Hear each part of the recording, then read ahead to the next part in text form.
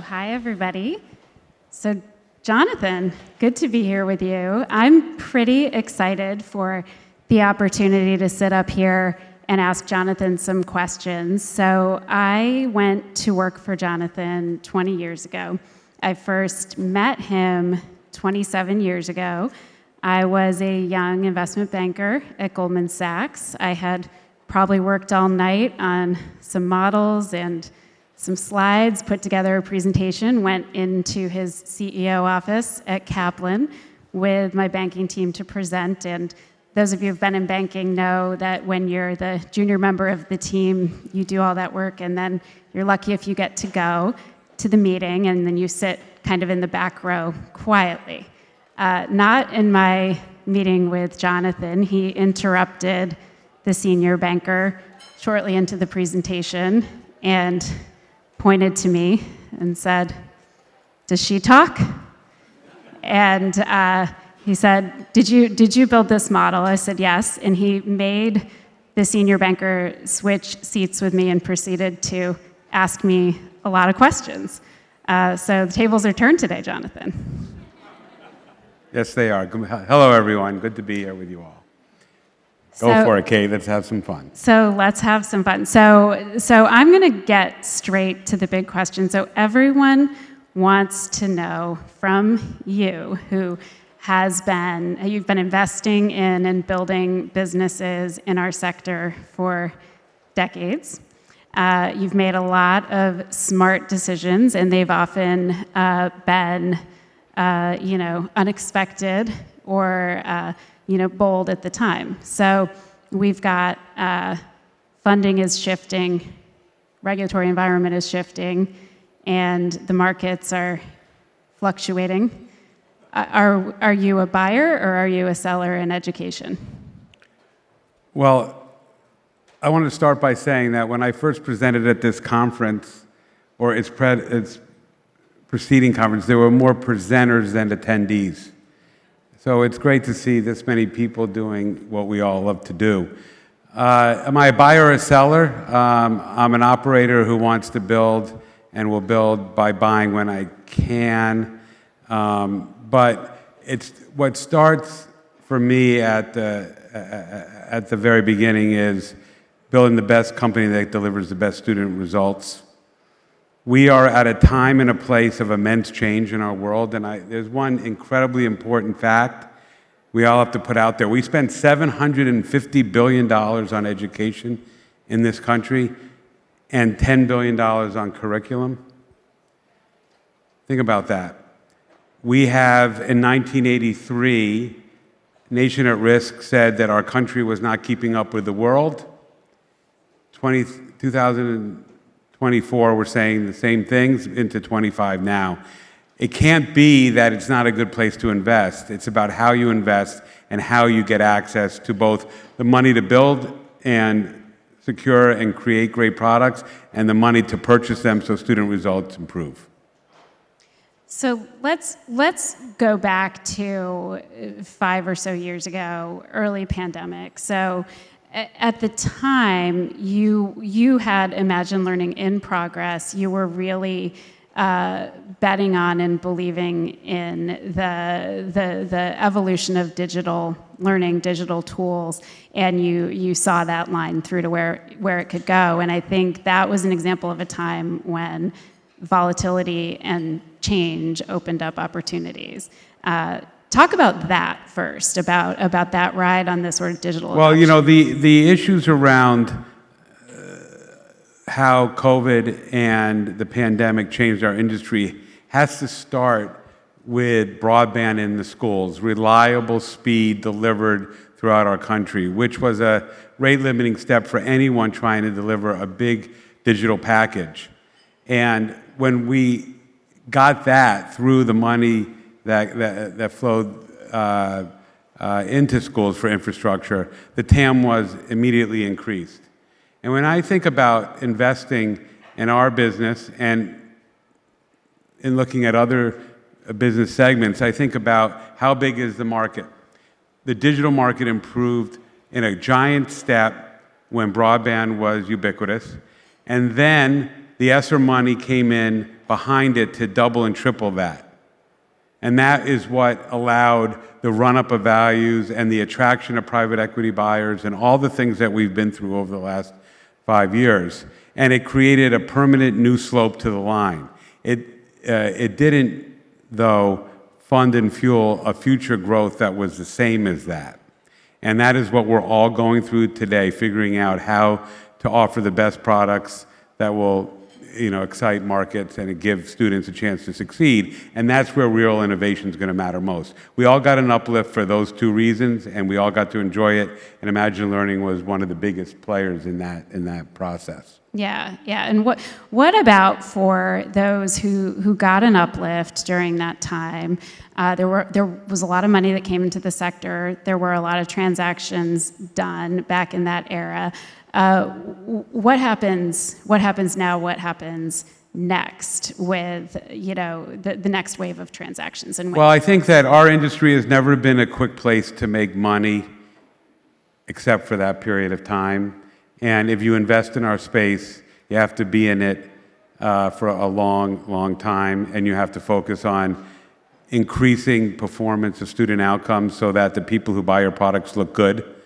And what's ahead of us now is a long grind of taking new technologies to enable a kind of learning that is not happening in our schools. We have to face facts. Our system is not working as well as it needs to, period. Money, making money, losing money, put that aside.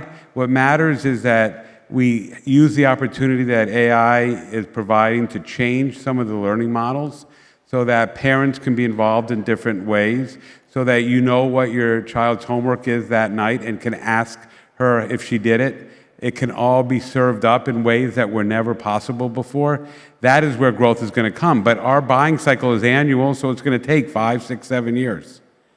And fund dynamics and private equity buyers have to be patient in ways that were not true during the pre-pandemic cycle. And we certainly view ourselves that way. And let's shift to higher ed. So go back even further to your time at Kaplan and building from there. I mean, you were at the beginning of online higher ed, right? And the Kaplan University today is Purdue Global. Yeah. Yes. Yeah. So what's your take on that part of the sector right now? Where are the opportunities? Where is it going? Well, what is Harvard going to do? I went to Harvard, those of you following. I mean, there are so many, we can't answer that question here. There are so many questions facing higher ed, but it starts with a basic premise that we financed four-year higher ed education for as many people who wanted it. And what that led to was millions of students having what's called some college, huge debt levels and not a degree. And what's coming, I think, with all of the challenge that higher ed has today is more and different choices for people to get educated after high school so they can get the best professional opportunities that they seek. And that's going to put pressure broadly on four-year institutions because ultimately there'll be fewer students that are making available a four-year residential experience. So higher ed is going to have to change. It's going to have to change dramatically, and it's going to affect the middle pack and down much more than the most elite schools who have endowments to weather all kinds of storms. But I will say to you, other countries are way ahead of us on this. That there are many ways to get post-secondary education that could lead to great professional lives. Absolutely. As a mother of a junior in high school, I'm thinking about this a well, lot right now. Junior year for your daughter, I can't help you with. That's a different problem. Yeah. So you've spent time in higher ed, you spent time in K-12. What other parts of education now would you be an investor in? Or do you think are good targets for investment? Well, I think it starts with time frame, and I hope anyone who is investing in our space today has a longer time frame than they've ever had. I would say that obviously, again, looking at the TAM and its growth as a driving factor, special education has a lot of promise for two reasons. There's a lot of money and there's a lot of children who need it, and technology is enabling solutions for those girls and boys that were not possible before. And there are going to be big businesses built that don't yet exist, and the ones that are in it are doing well. So special education would be one. And second, the solution around higher ed, training, paraprofessional training, and new ideas of ending high school and beginning college, and online specially educational solutions that get people into the workforce faster are another very interesting place to invest. I know a special education company if anybody wants to talk later. That'll be you. Yeah. That would be Presence. Shameless plug. So I wanted to talk a little more about M&A, about building education businesses through acquisition. So going back to my time working with Jonathan at Kaplan, I did almost 80 acquisitions during that time, and I learned a lot. How many? Almost 77 acquisitions at Kaplan. Oh, gee, was I part of all of them? You were part of probably the first 50. Yeah. Okay.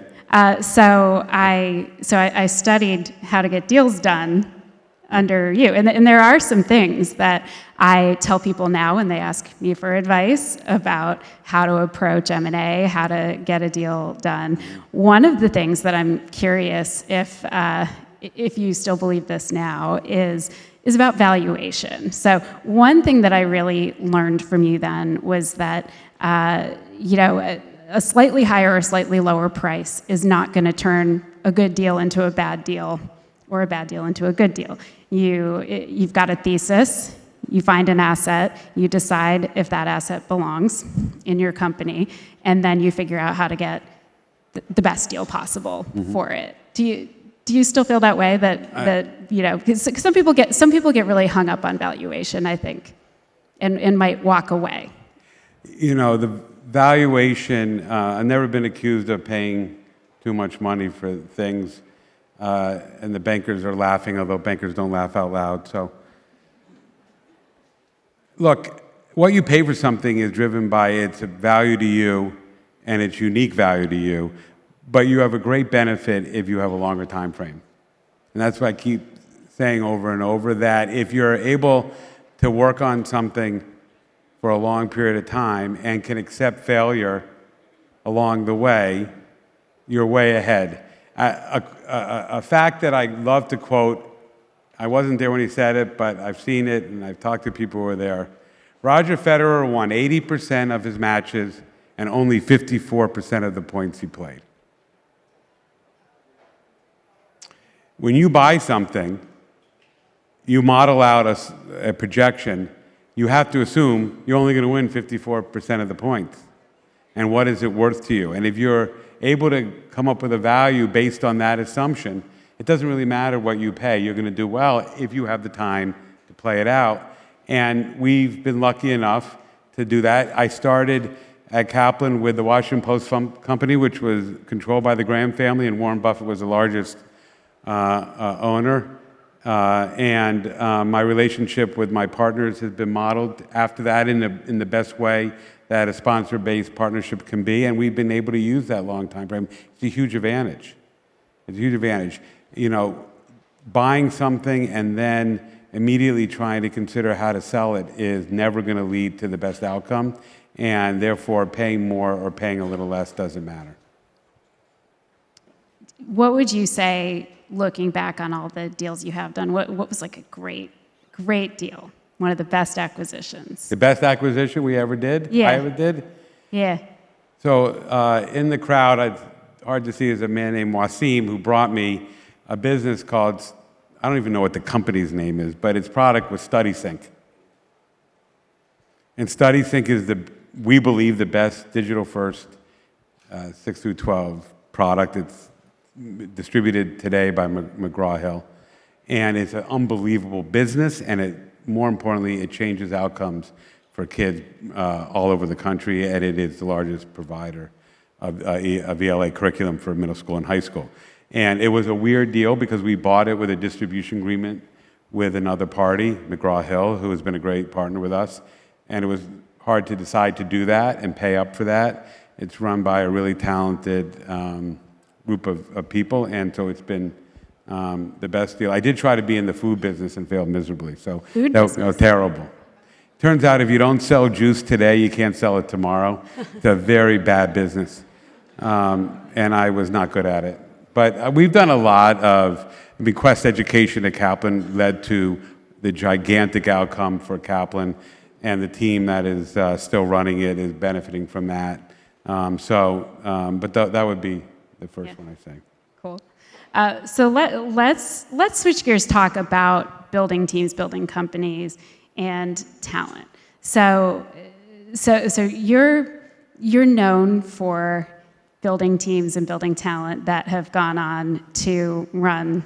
People have gone on to run a lot of companies in our sector. I have a whole text chat group of my fellow female education CEOs who worked at Kaplan during Jonathan's time. Like, there's enough of us that there's a whole club of it.